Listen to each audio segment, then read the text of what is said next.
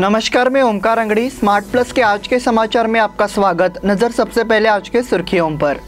Petrol और diesel की कीमतों का ग्राफ फिर से बढ़ा। स्वच्छ भारत शहर और अमृत योजना के दूसरे चरण की शुरुआत। भाषाई अल्पसंख्यक आयोग के कार्यालय का स्थानांतरण रद्द करने की मांग। निम्न स्तर के राजनीतिक विवाद से नागरिकों में असंतोष। रोटरी क्लब वेणुग्राम के द्वारा रक्तदान शिविर। लायंस क्लब बेलगाम मिड टाउन द्वारा सफाई अभियान संपन्न। होटल आदर्शा पैलेस आपके लिए लाए हैं फूड पार्सल और home delivery service, breakfast, lunch और dinner, south Indian, north Indian, tandoori. कोविड-19 के तहत स्वच्छता और सभी नियमों का पालन। आज ही ऑर्डर कीजिए और घर बैठे लजीज खाने का मजा उठाइए। हर पार्सल के साथ एक mask free. Hotel Adarsha palace, Lingaraj college के सामने, कॉलेज रोड, बेलगावी। फोन 0831 2435 777 और 8884 121718। अब समाचार विस्तार से। पिछले 3 दिनों में पेट्रोल और डीजल की कीमतों में लगातार बढ़ोतरी देखने को मिली है। साथ ही शनिवार को भी देश भर में पेट्रोल और डीजल की कीमतों में तेजी दर्ज की गई।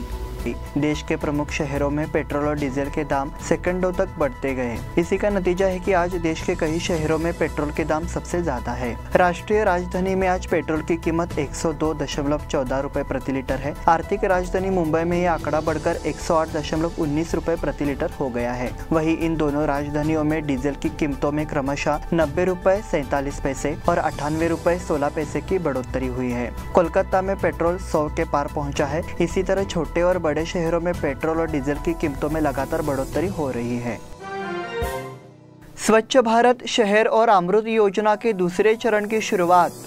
प्रधानमंत्री नरेंद्र मोदी ने शुक्रवार को स्वच्छ भारत अभियान शहर के दूसरे चरण के साथ साथ अटल कायापालट और नागरिक परिवर्तन अभियान की शुरुआत की। उन्होंने आशा व्यक्त की कि इन दोनों योजनाओं से शहरों को बर्बादी से मुक्ति मिलेगी और उनकी पानी की समस्या का समाधान होगा। प्रधानमंत्री ने यह भी कहा कि स्वच्छ भारत अभियान और अमृत योजनाएं ये सुनिश्चित करेगी कि सीवेज को बिना उपचार के किसी भी नदी में नहीं छोड़ा जाएगा। प्रधानमंत्री कार्यालय के मुताबिक प्रधानमंत्री मोदी ने अम्बेडकर इंटरनेशनल सेंटर में 2 योजनाओं की शुरुआत की। उन्होंने कहा कि डॉक्टर बाबा साहेब अम्बेडकर के सपने को पूरा करने में ये योजनाएं महत्वपूर्ण हैं। ये 2 योजनाएं भारत के बढ़ते शहरीकरण और सतत विकास लक्ष्यों 2030 को प्राप्त करने के लिए फायदेमंद है। ये योजना सभी शहरों को अपशिष्ट मुक्त बनाकर जल संसाधन के लिए उपयोगी है। अमृत योजना का उद्देश्य काले या भूरे रंग के प्रवाह को शुद्ध करना है। भाषाई अल्पसंख्यक आयोग के कार्यालय का स्थानांतरण रद्द करने की मांग। बेलगाम में स्थित भाषाई अल्पसंख्यक आयोग के कार्यालय को बंद करने का निर्णय लिया गया है। पिछले 45 वर्षों से अपर्याप्त जनशक्ति के कारण चल रहे बेलगाम के कार्यालय को चेन्नई में स्थानांतरित कर दिया गया है। इसलिए बेलगाम और 2 केंद्र शासित प्रदेशों सहित 4 राज्यों के भाषाई अल्पसंख्यकों को किसी भी भाषाई अन्याय के निवारण के लिए चेन्नई जाना होगा। स्टाफ की कमी के कारण कार्यालय को स्थानांतरित कर दिया गया है। बेलगाम शहर कर्नाटक महाराष्ट्र सीमा विवाद का केंद्र है। पिछले 6 दशकों से स्वतंत्र भारत में भाषा के आधार पर बेलगाम को महाराष्ट्र में शामिल करने के लिए एक लंबा संघर्ष चल रहा है। इसलिए सीमा क्षेत्र में चर्चा चल रही है कि ये साजिश नहीं होनी चाहिए थी। इसके बारे में एक निवेदन महाराष्ट्र के सांसद डॉक्टर अमोल कोल्हे को दिया गया। निम्न स्तर के राजनीतिक विवाद से नागरिकों में असंतोष। बेलगाम शहर और उसके आसपास के राजनीतिक नेताओं ने एक दूसरे पर आरोप प्रत्यारोप लगाने शुरू कर दिए हैं। इसमें निचले स्तर पर पहुंचे विवाद पर आम नागरिकों ने नाराजगी जतानी शुरू कर दी है, जिसका असर सोशल मीडिया पर महसूस किया जा रहा है। संतुलन नहीं रहने पर राजनीतिक नेताओं ने गलत सलत प्रतिक्रिया देनी शुरू कर दी है। मराठी भाषी पूर्व विधायक संजय पाटिल के उस बयान पर अपना रोष व्यक्त कर रहे हैं जिसमें उन्होंने कहा था कि मराठी लोग रात में बैनर लगाने का काम करते हैं। रोटरी क्लब वेणुग्राम के द्वारा रक्तदान शिविर। महात्मा गांधी जयंती के अवसर पर रोटरी क्लब ऑफ वेणुग्राम द्वारा एक भव्य रक्तदान शिविर का आयोजन किया गया। 150 से अधिक सदस्यों ने रक्तदान किया। यहाँ महावीर भवन में रक्तदान शिविर का आयोजन किया गया। इसका उद्घाटन गणमान्य व्यक्तियों ने किया। रोटरी क्लब ऑफ वेणुग्राम के अध्यक्ष अरविंद खड़बड़ी ने इस पहल की जानकारी दी। साथ ही सचिव विनय कुमार बालिकाई ने रोटरी क्लब के कार्यों की जानकारी दी। गतिविधियों के अध्यक्ष हेमेंद्र पोरवाल और डीबी पाटिल ने विशेष प्रयास किया। इस पहल को वेणुग्राम अस्पताल और न्यू इंडिया इंश्योरेंस कंपनी द्वारा सह प्रायोजित किया गया। लायंस क्लब बेलगाम मिड टाउन द्वारा सफाई अभियान संपन्न। महात्मा गांधी जयंती और लाल बहादुर शास्त्री जयंती के अवसर पर शनिवार को लायंस क्लब बेलगाम मिड टाउन की ओर से गोवा वेस्ट के बसवेश्वर सर्कल में स्वच्छ भारत अभियान लागू किया गया। इस अभियान के तहत सदस्यों ने बसवेश्वर गार्डन के पास श्री बसवेश्वर की प्रतिमा और बस शेल्टर की सफाई की।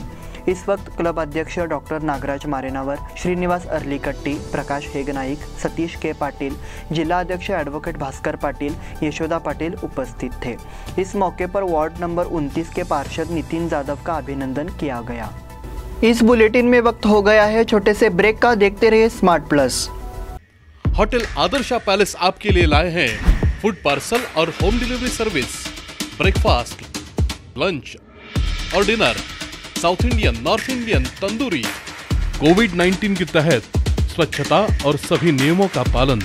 आज ही ऑर्डर कीजिए और घर बैठे लजीज खाने का मजा उठाइए। हर पार्सल के साथ एक मास्क फ्री।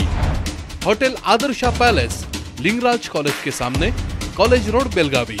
फोन 0831 243577 और 8884121718। ब्रेक के बाद फिर से आपका स्वागत। कनबर्गी में किसानों को परेशानी हो रही है। यहाँ के किसानों ने शिकायत दर्ज की है कि बूढ़ा और जिला प्रशासन उनके समाधान पर ध्यान नहीं दे रहा है। इस संबंध में किसान प्रतिनिधि पहले भी कई बार जिलाधिकारी को बयान दे चुके हैं, लेकिन बताया गया कि इसे गंभीरता से नहीं लिया गया। योजना के लिए कनबर्गी में किसानों के भूमि अधिग्रहण की योजना बनाई गई है। इसका किसानों ने विरोध किया है। ये भी आरोप लगाया गया कि बूढ़ा और अन्य अधिकारी किसानों की समस्याओं को हल करने में अक्षम्य रूप से लापरवाही कर रहे हैं। ऐसी शिकायत किसानों ने दर्ज की है। सरकारी कर्मचारियों ने किया नई पेंशन योजना का विरोध।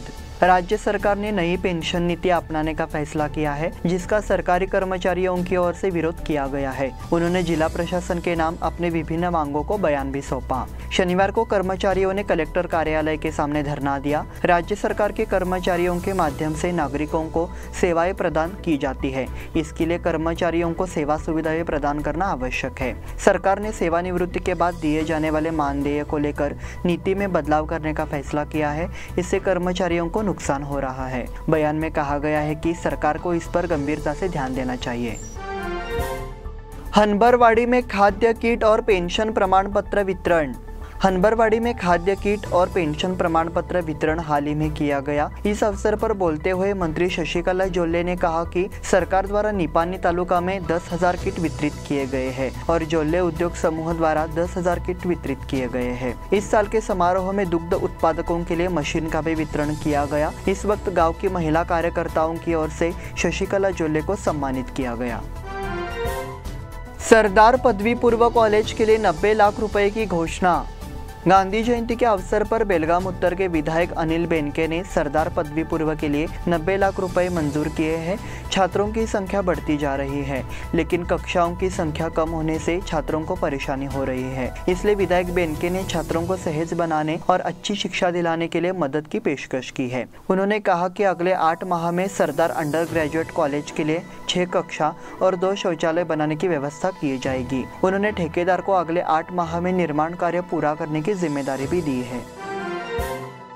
दशहरा शांतिपूर्ण मनाने के संबंध में मार्गदर्शन। कोविड-19 के नियमों के चलते गत वर्षी की भांति बेलगाम शहर में भी दशहरा मनाने का निर्णय लिया गया है। बाजार पुलिस की बैठक में निर्णय लिया गया। अधीक्षक कार्यालय और सभी नागरिकों को दशहरा पर्व मनाने का सुझाव दिया गया। एसीपी सदाशिव कट्टीमनी, निरीक्षक मल्लिकार्जुन तुलसीगिरी, एपीएमसी पुलिस निरीक्षक बजंत्री, कैंप पुलिस निरीक्षक प्रभाकर धर्मती, सुनील जाधव, रंजीत पाटिल, राजकुमार खटावकर, लक्ष्मण नाइक आदि मौजूद थे। युवा समिति सदस्यों ने की सांसद संजय राउत से मुलाकात। महाराष्ट्र एकता युवा समिति के अध्यक्ष शिवम शेलके ने मुंबई में सामना कार्यालय में शिवसेना नेता, राज्यसभा सांसद और संपादक संजय राउत से मुलाकात की। युवा समिति के अध्यक्ष शिवम शेलके सीमा के मुद्दों और नगर निगम चुनाव से संबंधित साथ सीमावर्ती क्षेत्रों में युवाओं और मराठी बोलने वालों की दुर्दशा के रूप में जानकारी दी। सांसद संजय राउत ने मुख्यमंत्री उद्धव ठाकरे और वरिष्ठ महाराष्ट्र के नेता शरद पवार के साथ चर्चा की। उन्होंने कहा कि वक्ताओं की एकता के लिए समिति के सभी तत्वों को एक साथ लाकर व्यापक कार्यक्रम लागू किया जाएगा। इस अवसर पर सूरज कनबरकर, संतोष कृष्णाचे, धर्मराज बोराडे आदि उपस्थित थे। Indian premier league cricket, Chennai का लक्ष्य शीर्ष 2 स्थानों के साथ नॉकआउट चरण में पहुंचना। इंडियन प्रीमियर लीग के नॉकआउट चरण में पहली बार पहुंचने के बाद अब चेन्नई सुपर किंग्स का लक्ष्य तालिका में शीर्ष 2 स्थानों पर पहुंचने का है। शनिवार को चेन्नई का सामना 7वें नंबर की राजस्थान रॉयल्स से होगा। महेंद्र सिंह धोनी की अगुवाई वाली चेन्नई ने गुरुवार को सनराइजर्स हैदराबाद को 6 विकेट से हराकर नॉकआउट चरण में अपनी जगह पक्की कर ली। फिलहाल चेन्नई 18 अंकों के साथ आगे चल रही है। क्या आज हारने पर मुंबई इंडियंस की प्लेऑफ की उम्मीदें धराशायी हो जाएगी? आईपीएल के 14वें सीजन का पहला डबल हेडर मैच शनिवार को मुंबई इंडियंस और दिल्ली कैपिटल्स के बीच खेला जाएगा। डिफेंडिंग चैंपियन मुंबई की फॉर्म खराब है, जबकि उपविजेता दिल्ली कैपिटल्स ने 16 अंकों के साथ प्लेऑफ में जगह बनाई है। प्लेऑफ में पहुंचने के लिए मुंबई इंडियंस को अगले 3 मैच जीतने थे। यदि उनमें से कोई एक लड़ाई हार जाता है तो उसका प्लेऑफ गणित गड़बड़ा जाएगा। पुरुष महिला शिक्षक थ्रोबॉल वॉलीबॉल टूर्नामेंट का शुभारंभ। थलकवाड़ी शारीरिक खेल शिक्षक संघ की ओर से बेलगाम शहर के बालिका आदर्श हाईस्कूल के टर्फ मैदान में शनिवार को महिला और पुरुष थ्रोबॉल और वॉलीबॉल प्रतियोगिता का आगाज हुआ। आनंद सोमनाचे, निर्देशक Hanuman sports, Anand Gadgil, Rotary club of Belgaum के पूर्व गवर्नर आनंद सराफ, उमेश कुलकर्णी, आर कुडतुरकर, डोनकरी, अरुण जगताप, थलकवाड़ी शिक्षक संघ के अध्यक्ष सचिव प्रवीण पाटिल सहित कई अन्य गणमान्य व्यक्ति मौजूद थे। इसी के साथ स्मार्ट प्लस के आज के समाचार समाप्त हुए। धन्यवाद।